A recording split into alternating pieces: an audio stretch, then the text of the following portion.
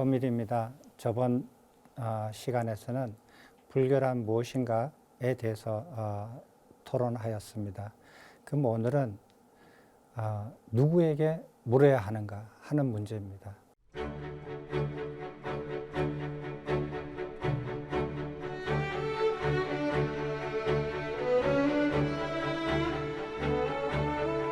예전에는 전문가들을 이렇게 그 어떤 전문가를 찾아가서 듣고 배웠어요. 예, 듣고 배우고 부처님 당시에도 그래요. 찾아가서 듣고 배우고. 그래서 제자는 스승을 찾아서 유행을 했고 스승은 제자를 찾아서 유행을 했어요. 다녔어요.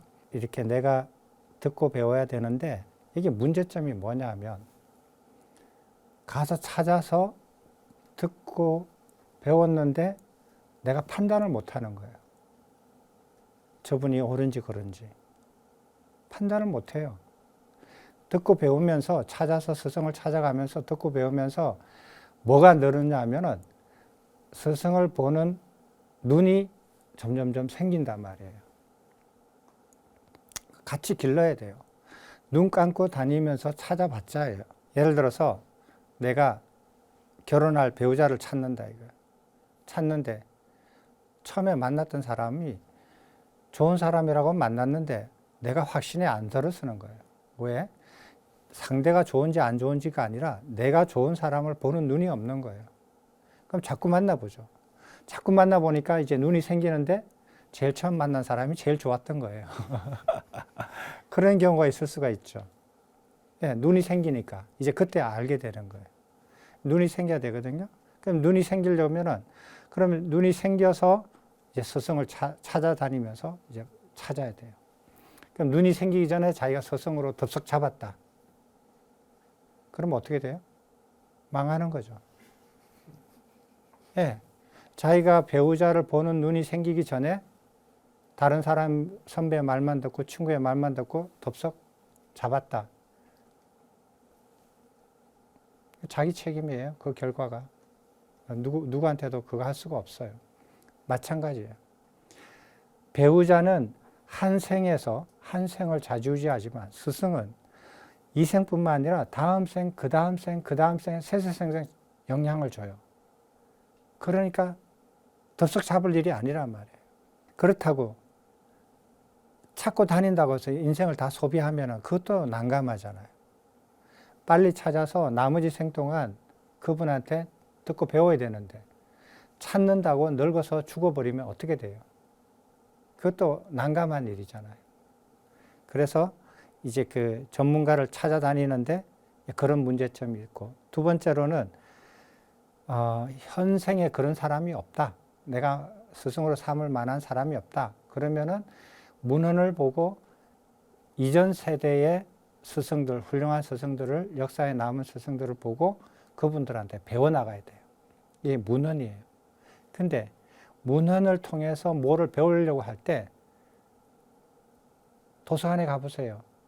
국립중앙도서관에 가보시면 책이 쫙 있어요. 어떻게 뽑아요? 어떤 책을 보고 뽑느냐고요. 한 분야에서 종교면 종교, 법이면 법. 그런데 책이 무수히 많단 말이에요. 그 많은 책들 중에서 어떻게 뽑느냐. 이것도 쉬운 일이 아니에요. 문헌으로도 찾는 것도 쉬운 일이 아니에요.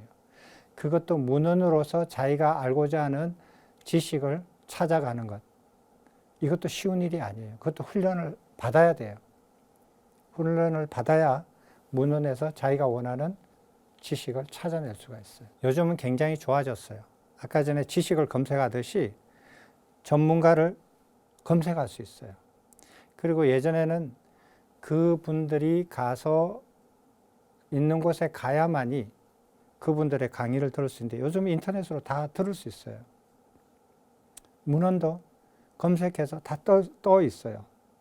뭐 도서관 안 가도 문헌을 검색해서 내용을 읽어볼 수가 있단 말이에요. 얼마나 좋아요. 지금은 세상이 그렇게 됐습니다. 근데 조금만 더 지나가면은 어떤 문제가 생기느냐 하면 인터넷도 도움이 안 되는 경우가 생겨요. 왜? 쓰레기가 너무 많아지면. 지금은 보석이 쓰레기보다 더 많은 시대예요. 왜? 인터넷이 생긴 지 얼마 안 됐으니까. 아직 100년도 안 됐잖아요.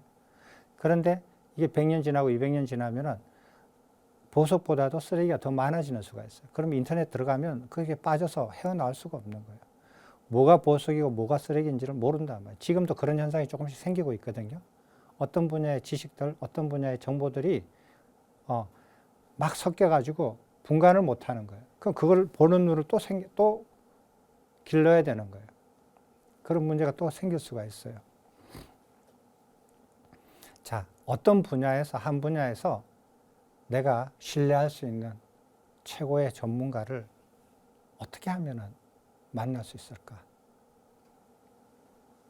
하는 문제예요. 이 세속적인 관점에서 우리가 얘기하는 거예요. 여러분들은 그런 생각을 해보셨어요? 자기가 어떤 분야를 저 분야를 내가 공부를 하고 싶다든지 내가 저 분야에서 전문가가 되고 싶다. 그런데 저 분야에서 우리나라에서 최고 가는 전문가한테 배우고 싶다. 아니면 전 세계에서 제일 가는 전문가한테서 배우고 싶다. 이런 생각을 해본 적 있어요? 없어요? 자, 내가 바이올린을 배우고 싶다. 그러면 전 세계에서 제일 바이올린을 잘 연주하시는 분, 최고로 잘 유명하신 분한테 내가 그분한테 가서 배우고 싶다. 그분이 평생에 서울에 한두 번 오겠죠. 그때를 놓치지 않고 서울에 가서 그분의 연주를 들을 수가 있어요. 내가 사는 지리산 근처에는 오지도 않아요. 올 이유가 없어요. 그러면은 그분한테 배우려면은 우리나라를 떠나서 그분이 머무는 곳으로 찾아가야 돼요.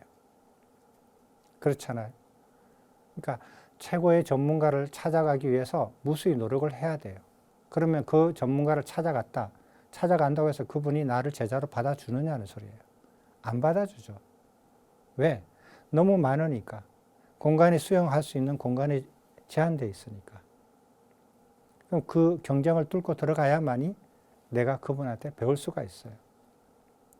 지금 이런 현실에서 그럼 누구한테 가서 배워야 되느냐, 누구한테 가서 불교를 물어야 되느냐 하는 거예요. 석가모니 부처님께서 이거를 아주 극명하게 경전 하나로 이렇게 설명을 하셨어요. 그 한번 읽어보셔야 돼요. 스승을 검증하는 경 마찌마 니까야 47번 경이에요. 다른 경전에도 비슷한 내용이 나오는 경이 있는데 이것만 이 경에서 이렇게 주제로 삼아서 한 주제를 삼아서 가르친 경이에요. 자, 만약 어떤 사람이 바른 스승을 만나 그 스승의 가르침을 배우고 익혀 청정 범행을 닦고자 한다면 그는 먼저 만나는 스승이 바른지 안 바른지 검증해야 된다. 맞죠? 검증 안 하고 어떻게 해요? 결혼하는 사람도 배우자를 검증해야 될 거 아니에요. 그죠? 어떤 방식으로든지 검증해야 될 거 아니에요. 자, 만약 그 스승이 바른 스승이라면 게으르지 않게 열의를 가지고 그 스승의 가르침을 배우고 익혀 청정 범행을 닦아야 하며 만약 그 스승이 바른 스승이 아니라면 그의 가르침을 버리고 그를 떠나야 한다. 아니다 싶으면 바이바이 뒤로 돌아서서 떠나라는 거예요. 이게 석가모니 부처님의 가르침이에요. 자, 근데 사람들이 그래요. 자기한테 자기는 너그럽게 대하고 남은 이렇게 아주 이렇게 엄격하게 대하는 성향들이 있잖아요. 근데 이 경에 석가모니 부처님께서 뭐라고 하시냐면 여기 너희들도 비구들도 이와 마찬가지로 열애를 만나 열애의 가르침을 배우고 익혀 청정 범행을 닦고자 한다면 먼저 열애가 내가 말이죠. 석가모니 부처님은 스스로 지칭하는 거예요. 열애가 바른 스승인지 아닌지를 검증해야 된다. 너희들도 내 밑에 와서 공부하려고 하면 제자로 공부하려면 나를 검증해야 된다. 어떤 다른 사람이 어떤 다른 스승을 만나서 검증해야 하는 방법과 똑같은 방법으로 나를 검증해야 된다. 이렇게 나와요. 뭐 불만 없죠. 자, 열애가 바른 스승이라면 열심히 해야 되고 만약 열애가 바른 스승이 아니라면 검증을 해봤더니 바른 스승이 아니라면 나를 버리고 떠나라. 나의 가르침을 버리고 떠나라 이거예요. 똑같이요. 자, 검증하는 방법이래요. 자, 눈으로 행동을 보고 귀로 말하는 것을 듣고서 말과 행동을 보고 추론해서 그 마음을 관찰해라 이거예요. 마음을 관찰했더니 오염된 상태가 있는지 안 됐는지를 확인해라. 오염은 탐진치로 된다. 드러난다 이거예요. 그랬더니 오염이 됐다. 오염이 마음이 그거 말과 행동을 딱 봤더니 아, 마음이 오염이 됐구나. 오염된 마음에서 저 말이 나오고 오염된 마음에서 저런 행동이 나온다. 저 사람은 마음이 오염이 됐다. 왜? 눈으로 보고 행동을 보고 귀로 말하는 것을 들었고 그렇게 판단을 하라는 거예요. 막 이렇게 마음으로 막 이렇게 아는 거 아니에요.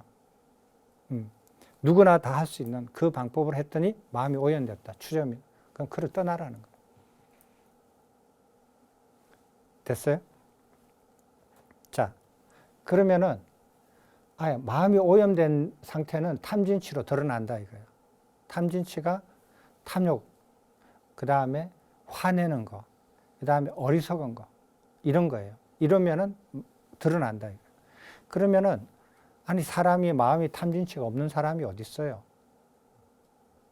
그러니까 아무나 스승으로 못 삼는 거예요. 사람들 중에서 탐진치가 없어야 된다. 그러면 탐진치로 마음이 탐진치가 있는 사람은 어떻게 말로서 드러나고 어떻게 행동으로 드러납니까? 이래 물어볼 수 있잖아요. 이렇게 제가 설명해 드릴게요.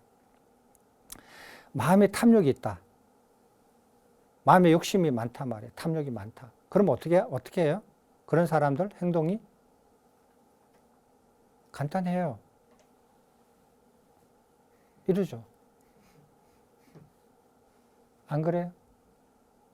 이렇게 한다고요. 절에서도 그런 사람 많아요. 예. 남의 가방에 있는 것을 이렇게 훔치는 게 아니라 이렇게 누구든지 이렇게 먹으라고 이렇게 내놨어요. 오시는 분들 한 개씩만 드세요. 이렇게 했더니 어떤 사람이 2개 들고 가요. 그거 왜 2개 들고 갑니까? 이렇게 물어봐요. 예. 손주 주려고요. 그거 훔치는 거예요. 탐욕이에요. 그럼 어떤 사람 2개 가. 왜요? 제 영감이 아파서 못 왔는데 아픈 영감 갖다 주려고. 이런다고요. 그게 훔치는 거죠. 막 이렇게 가방을 막 금고를 열어가지고 그게 막 이렇게 훔치는 거 아니에요. 아주 자연스럽게 훔쳐요. 그게 훔치는 거예요. 탐욕이 있어서 그래요. 그렇다면 탐욕이 없는 사람은 어떻게 하냐. 하나를 가지고 가서 손주를 주죠. 자기 먹을 걸 안 먹고. 자기가 자기 몫으로 가지고 가서 영감한테 주죠. 자기 안 먹고. 탐욕이 없는 사람이에요. 그리고 안 그러면은 나눠 먹든지 하나 가져가서 반 쪼개가지고 너 먹고 나 먹고 나눠 먹자. 나눠 먹으면 되지. 손주든 영감이든. 그게 욕심이 없는 거예요. 탐욕이 있으면은 말로서 어떻게 드러나느냐? 거짓말을 해요. 그리고 이간시키는 말을 해요. 왜? 저 사람과 저 사람이 너무 친하다. 저 사람과 이간시켜서 내가 저 사람한테 무슨 이익을 좀 취해야겠다. 그래서 저 사람부터 2 사람을 먼저 이간을 시켜요. 이간하는 말을 해요. 그런 말을 한다고요. 사람들이 욕심이 있으니까. 그죠? 이렇게 말과 행동으로 드러나요. 그리고 화가 있는 사람. 화가 있으면은 어떻게 해요? 화가 있으니까 어떤 사람은 생명을 죽여요. 화가 나서. 화가 나면은 남편도 죽이고 부인도 죽이고 부모도 죽이고 자식도 죽이고 막 그래요. 화가 많으니까. 또 화가 많이 나면 말로서 나쁜 말을 해요. 그죠? 화가 나니까. 자기야 하다가 그게 XX가 돼버려요. 화가 나면. 나쁜 말로 바뀌잖아요. 화가 났으니까. 이렇게 말과 행동으로 드러난다. 어리석다. 어리석은 사람이 어떻게 말과 행동으로 어떻게 드러나느냐. 어리석어 가지고 다른 사람 꿰매 넘어가 가지고 바람을 피워요. 또 남의 물건을 훔쳐가지고 와요. 게임에 빠져가지고. 또 어리석은 사람들은 또 거짓말을 해요. 다른 사람의 게임에 빠져가지고. 또 다른 사람 말을 듣고 어리석어서 이간질시키는 말을 해요. 나쁜 말도 해요. 이런 말을 해요. 그래서 말과 행동으로 다 드러난다고. 그래서 이 7가지예요. 행동으로 드러나는 것은 살생하는 행위를 한다. 그 다음에 주지 않는 것을 가지고 간다. 훔친다라는 거예요. 그 다음에 청정한 독신 생활을 하지 않는다. 그러니까 쉽게 말해서 바람 피운다. 이 소리예요. 이 3가지가 행동으로 드러나는 것이고, 말로서 드러나는 것은 거짓말한다. 이간질하는 말한다. 나쁜 말한다. 그리고 잡담한다. 이 4가지예요. 이 7가지가 오염된 사람의 말과 행동이에요. 간단하죠? 이건 누구나 보고 관찰하면 알 수 있는 것들이에요. 됐죠? 이런 오염이 있더라. 떠나라는 거예요. 이런 오염이 없더라. 그럼 다음 단계는 뭐냐? 오염되지 않았다. 그러면은 오염되지 않았구나. 알았는데 미미하게 오염됐는지 다시 확인하라는 거예요. 예를 들어서 이 사람이 바람을 피운다. 대놓고 2집 살림을 해요. 그럼 떠나야죠. 근데 1년에 한두 번씩 몰래 하는 것 같아. 미미하게 한다는 거예요. 안 하는 건 아닌데 아주 미미하다 이거예요. 그래서 그걸 아주 자세히 관찰하라는 거예요. 그래서 오염이 되지는 않았지만 그래도 미미하게 남아있는 오염이 있더라 이거예요. 그래서 아주 미묘하게 미세하게 오염된 행위를 하더라 이거예요. 아까 7가지를. 그러면 버리고 떠나라. 됐어요? 근데 오염도 안 됐고 미미한 것도 없고 깨끗해요. 사람이. 이 7가지가 전혀 하지 않더라 이거예요. 그러면은 그 깨끗한 것이 오래됐는지 아니면 오래되지 않았는지를 점검하라는 거예요. 오래됐으면 통과, 오래 안 됐으면 버리고 떠나라는 거예요. 자, 어떤 사람이 예를 들어서 결혼하신 분도 있고 결혼 안 하신 분도 있으니까 얘기하기가 쉬워요. 비유하기가. 바람을 피웠는데 2집 살림 하다가 정리를 했어. 그리고 몰래 1년에 한두 번씩 몰래 바람을 피웠어. 근데 보니까 그것도 정리를 했어. 근데 정리한 지 한 달뿐이 안 됐어. 버리라는 거예요. 떠나라는 거예요. 못 믿겠다는 거예요. 근데 정리한 지가 한 10년이 됐어. 그럼 신뢰할 수가 있다. 통과. 그 다음 단계가 뭐냐?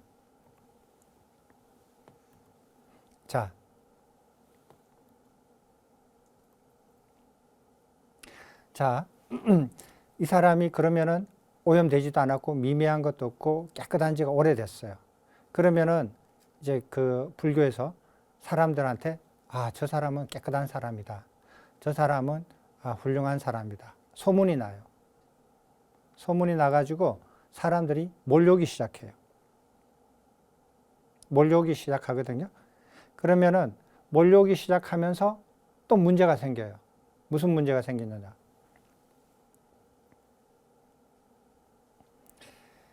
옛날에 사람이 없었을 때, 알려지지 않았을 때, 깨끗한 상태로 있었을 때는 가난하고 청렴하고 사치하지 않고 사람이 겸손하고 깨끗하게 그렇게 살았는데 사람들이 막 몰려오니까 돈도 막 들어오고 사람들이 막 오니까 조건이 바뀌는 거예요.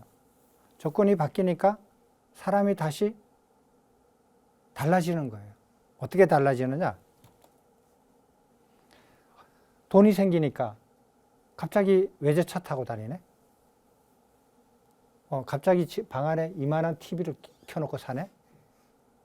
그죠? 그렇게 사치스러운 생활을 반하고 또 막 유명해지니까 사람이 거만해지네? 만나기도 어렵네. 하루 기다려도 안 만나주네. 옛날에는 가면 즉시 아이고 잘 오셨습니다 하고 하시던 분이 유명해지고 난 다음에 만나려고 하니까 아무리 연락해도 연락도 안 받고 연락도 안 되고 기다려도 번호도 안 주고 언제 만나줄지도 모르겠네. 그렇게 바뀌는 거예요. 오만하게. 그 다음에 옛날에는 오는 사람도 없었고 거기다가 젊은 사람들은 더더구나 없었어. 그래서 깨끗한 생활을 했는데 지금은 막 젊은 사람들도 막 오고 이러니까 감각적 쾌락을 즐기는 생활로 바람을 피울 수 있는 상황으로 바뀌는 거예요. 그렇게 바뀌어버렸어요. 그렇게 바뀌는지 안 바뀌는지 점검하라는 거예요. 그래서 바뀌면 떠나라는 거예요. 바뀌지 않았다. 그러면 그 사람한테는 다소간의 위험이 없다라는 걸 알아야 돼요. 그러면은 자, 근데 저 사람이 처음에도 깨끗하게 살았고 겸손하고 아주 이렇게 청빈한 생활을 했다. 근데 유명해졌다. 많은 사람이 오고 재물도 오고 사람도 많이 오고 이래도 계속 깨끗하더라. 근데 그것이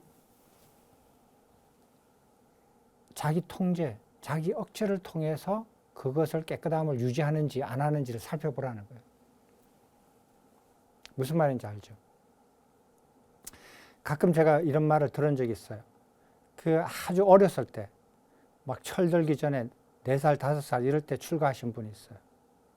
그런 분들은 이제 그런 분이 혹시 있었는데 그분은 너무 귀여우니까 그 절에서 가장 큰 제일 높은 스님이 그 개를 귀여워 해서 옆에 두고 키웠어요.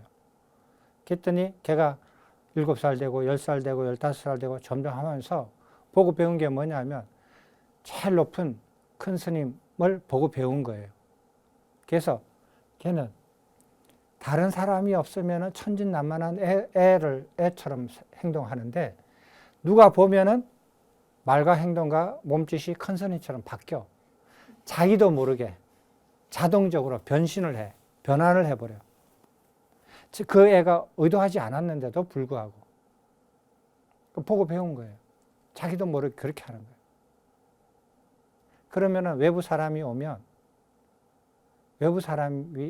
그렇게 변신을 하니까 외부 사람이 온다는 거 눈에 보이자마자 변해버리거든요. 외부 사람이 보면 저분은 깨끗하고 몸짓이나 행동이나 말이나 뭐 이렇게 몸가짐이 다 정말 훌륭한 사람처럼 보인다. 라고 착각할 수 있다는 거예요. 그것을 점검해 보라는 거예요.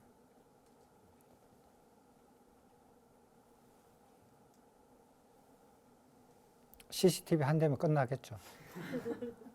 예, CCTV 한 대면 끝나요. 금방 알 수 있어요. 자, 그런 사람인지 아닌지 인위적인 통제나 억제로서 그 고요함을 깨끗함을 유지하는지 안 하는지를 확인하라는 거예요. 그게 그렇지 않더라. 원래 고요하고 깨끗한 사람이지 수행으로 고요하고 깨끗한 사람이지 자기 통제나 자기 억제로서 그런 게 아니더라. 그런 거예요. 그럼 통과. 자, 그러면은 그 사람이 인위적인 억제 없이 한결같이 고요하고 깨끗한데 그것이 과연 감각적 욕망, 재물이나 명예나 애욕을 향한 모든 감각적 욕망을 여유였기 때문에 그런지를 확인을 하라는 거예요. 자,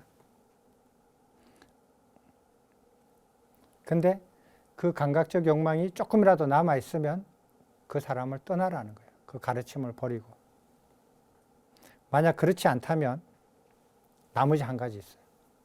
그 분이 어떠한 이유로 어떤 사람을 경멸한 적이 있느냐 없느냐 하는 것을 확인해라. 경멸하는 것이 있다면 떠나라는 거예요. 이 참 묘하거든요. 내가 스승으로 삼으려고 하는 사람이 부처님께서 점검하는 것 중에 하나가 뭐냐 하면 그 사람이 어떤 이유로든지 간에 어떤 사람을 경멸했다. 그럼 그 사람을 스승으로 삼지 말라는 거예요. 아니, 그럴 수가 있느냐는 거예요. 예를 들어서 사회적으로 지탄을 받는 어떤 연쇄살인범이 있다. 아니면 국가를 말아먹은 어떤 매국노가 있다. 아니면 자기가 속해 있는 종교를 파탄에 이르게 하는 어떤 그 종교인이 있다. 비난하잖아요, 사람들이. 그죠? 비난하거든요. 한 번이라도 비난하면 그 사람을 버리고 떠나라는 거예요. 이게 부처님의 가르침이에요. 재밌죠? 이 8가지예요. 이 8가지를 다 만족시켜야 돼요. 내 눈과 귀로 봐서.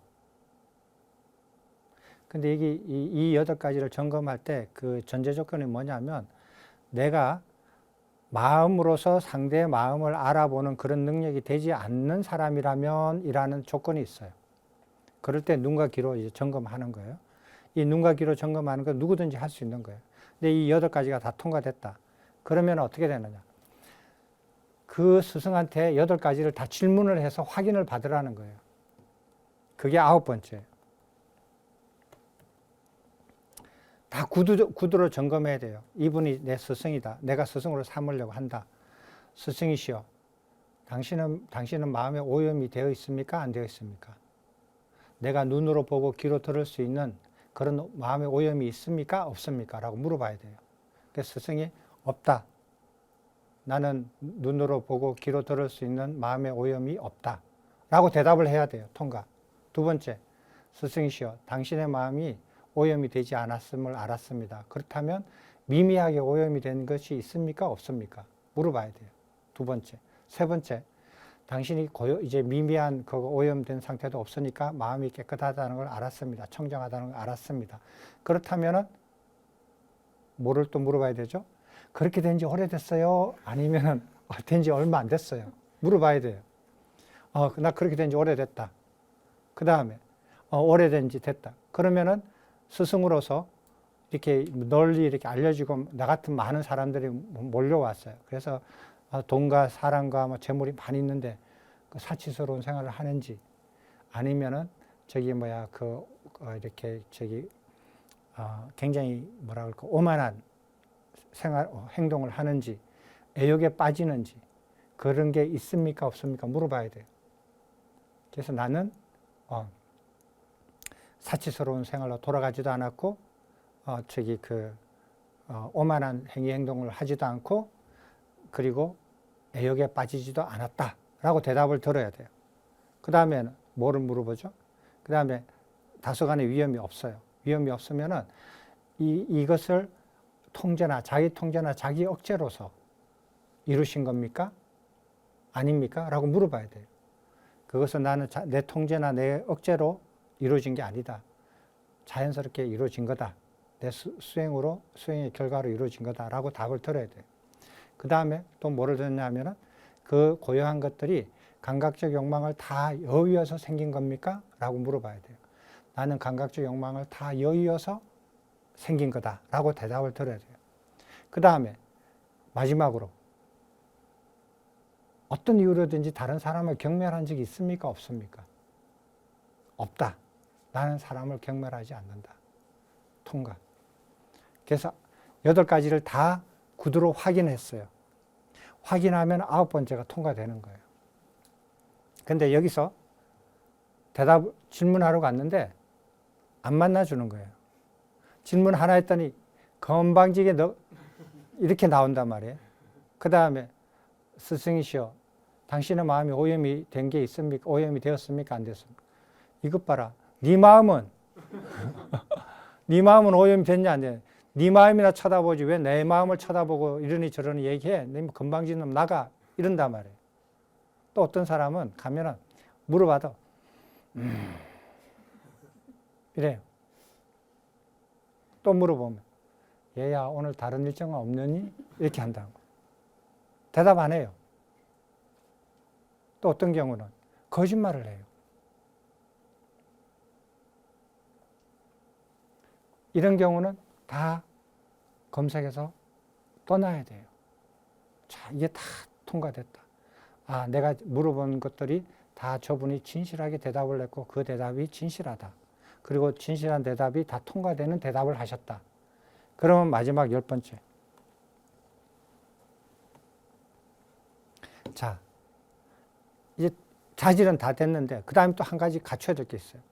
그 스승이 가르침을 설할 때 어두운 면과 밝은 면을 양면을 갖춰서 설하신다. 그 다음에 쉽고 낮은 단계부터 어렵고 높은 단계까지 점차대로 가르칠 줄 안다.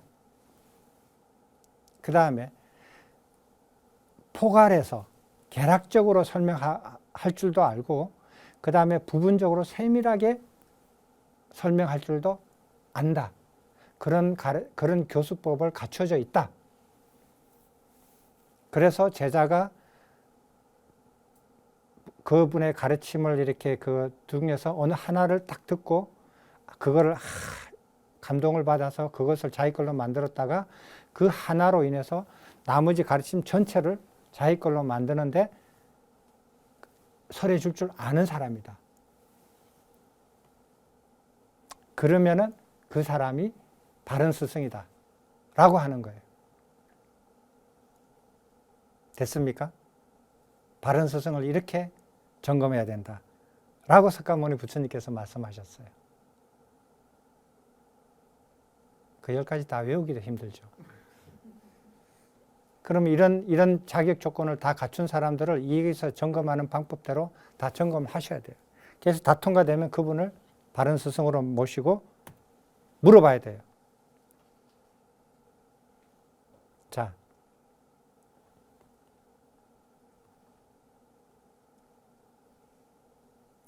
자, 바른 스승을 만나 그 스승의 가르침을 배우고 익혀 청정법명을 닦고자 한다면 그 사람이 누구든지 이러한 법으로 검증된 바른 스승으로부터 위없는 진리의 가르침을 배워 인지하여야 한다.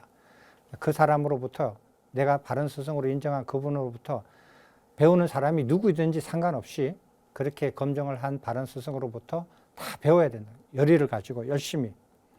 그렇게 배워서 다 습득한 진리의 그 가르침과 스승에 대해서 청정한 믿음을 심고 청정한 믿음의 뿌리를 내리고 청정한 믿음을 더욱 확고하게 해야 된다는 거예요.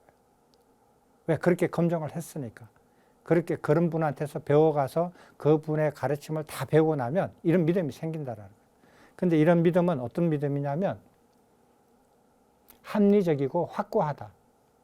이런 믿음은 합리적이고 확고하다라고 석가모니 부처님께서 말씀하시는 거예요. 이런 믿음은 믿음 자체가 합리적이고 확고하다라는 거예요. 왜? 정견에 뿌리를 뒀기 때문에. 그래서 사문이든 브라만이든, 그러니까 다른 어떤 자기 종단의 그 성직자든 다른 종교의 성직자든 신학자든 신이든 신의 우두머리든 아니면 신보다 더 높은 범천의 신이든 그 어느 세상 누구도 이러한 믿음을 꺾을 수 없다. 이렇게 배워서 가진 믿음은 이런 사람한테 가서 물으라는 거예요. 어떤 사람한테 가서 묻느냐? 바른 스승한테 가서 물어라. 그 조건이 뭐냐? 10가지 조건이 있다는 거예요. 됐습니까? 자, 이거를 한번 제가 간단하게 비유를 들어볼게요. 어떤 사람이 열심히 자기 생활을 했어요. 한눈 팔지 않고 완전히 모든 사회와 철벽을 치고 자기 할 일을 열심히 했어요. 그리고 어느 정도 자기가 원하는 성과를 냈어요. 그리고 돌아보니까 자기가 어느덧 나이가 들었어요. 그래서 결혼을 해야겠다라는 생각을 가졌어요. 그래서 결혼을 해야 되는데 어떡하지? 그래서 어떤 사람, 좋은 사람한테 좋은 사람 소개해달라고 그랬어요. 그래서 좋은 사람을 소개받았어요. 자, 이 사람이 과연 내가 내 평생을 바치고 내가 영혼을 바칠 수 있는 그런 배우자인가, 영혼을 함께 할 수 있는 배우자인가 검증해보자는 거예요. 맨 처음에 어떻게 물어봐요? 말로서 물어보면 안 되니까 관찰하는 거예요. 이 사람 말하는 거하고 행동하는 거하고 면밀히 관찰해요. 제일 먼저 그걸 점검해요? 사귀는 사람이 다른 이성이 있는지 없는지를 매일 처음 알아봐야 될 거 아니에요. 나 만나면서 다른 사람한테 만나면 안 되잖아요. 그래서 제일 먼저 다른 이성을 만나는지 안 만나는지, 사귀는지 안 사귀는지 봐야 될 거 아니에요. 다른 사람 안 사귄다. 그런데 아주 이따금 사귀더라 이거야. 1년에 한두 번씩 만나더라 이거야. 미미하게 사귀더라 이거야. 그럼 떠나라는 거야. 아, 이 사람 내 배우자 아니다. 떠나라. 미미하게 사귀지도 않더라. 그런데 나 만나고 난 다음에 사귀지도 않고 미미하게 사귀지도 않은 지 한 달뿐이 안 됐다 이거야. 떠나라는 거야. 근데 그 사람이 사귈 때 동거를 했던 거예요. 사귄 사람하고 동거하고 헤어진 지 한 달뿐이 안 된 거예요. 그 사람을 내가 사귀어서 결혼을 하겠어요? 안 하죠. 근데 어떤 사람이 그렇게 사귀지도 않고 미미하게 사귀지도 않고 기간이 오래됐다. 근데 언제 사귀었느냐고 나중에 알아보니까 중고등학교 때 편지 한두 번 이렇게 주고받은 친구가 있었더라.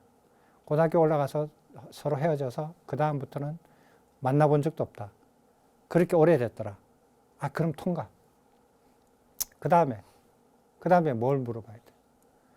그래서 이 사람도 내처럼 철벽을 치고 열심히 일하다가 결혼할 때가 돼서 우연히 소개를 받아서 나왔더라. 근데 이렇게 나하고 사귀다 보니까 주변에 소문이 난 거예요. 아, 저 사람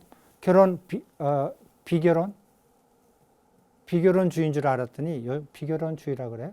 뭐? 비혼주의인 줄 알았더니 결혼한다고 사람을 사귄대. 나도 그러면 한번 해봐야지. 주변에 있는 저 사람 참 좋은 사람인데 주변에 있던 사람들이 후배든 친구들은 막 이렇게 쑤시는 거예요. 야, 너 결혼한다고 사람 사귄다며? 나는 어떠니? 나부터 먼저 생각해봐. 나 너하고 사귄 지 안지 오래됐잖아. 회사도 같이 다니고. 이 사람 저 사람. 그리고 또 좀, 너 이때까지 비혼주의라 하더니 지금 결혼한다며? 결혼을 하려고 사람 사귄다며? 저 좋은 사람이 있어 소개시켜 주는 거예요. 막 소개시켜줘요. 막 소개시켜줘도 보니까 다 그 사람들을 다 철벽 바깥으로 다 밀어내던 거예요. 그 사람이 아니야. 나는 저 사람 하나만 있으면 돼.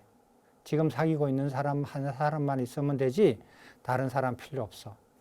저 사람보다 더 나은 사람, 더 예쁜 사람도 필요 없어. 나는 저 사람이면 충분해. 이러다라는 거예요. 그럼 통과죠. 근데 어떤 사람은 저 사람보다 집안이 좀 더 좋아 보이는데, 저 사람보다 더 똑똑해 보이는데, 그러면 이 사람하고 토요일 날에는 나하고 만나고 일요일 날에는 저 사람하고 만나는 거예요. 그럼 어떻게 돼요? 떠나라는 거예요. 근데 다 통과됐어. 아, 그럼 이 사람한테 딱 만나가지고 토요일 날 만나서 너 사귀는 사람 있니 없니? 물어봐야 돼.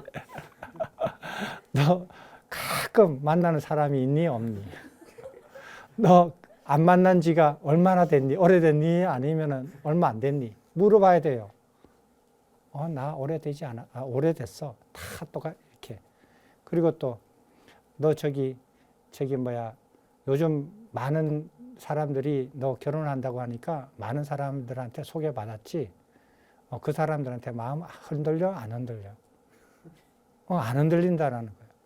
다 점검해 봐야 돼요. 말로서. 그래서 내가 눈으로 보고 귀로 들은 것과 똑같은 판단을 말로서 확인을 했다. 그럼 결혼해요? 아니죠. 하나 더 남았잖아. 그래서 이 사람하고 이제 결혼을 해야겠다라는 마음이 들어. 그럼 마지막 테스트를 하기 위해서 어떻게 해야 돼요?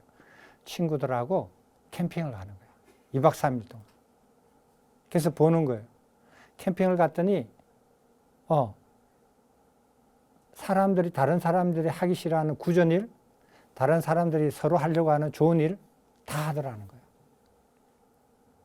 가리지 않고. 그리고 당연히 해야 되는 일, 그리고 미세한 것, 아주 작은 일부터 아주 중요한 일들까지 아주 섬세하게 다 하더라는 거예요. 그죠?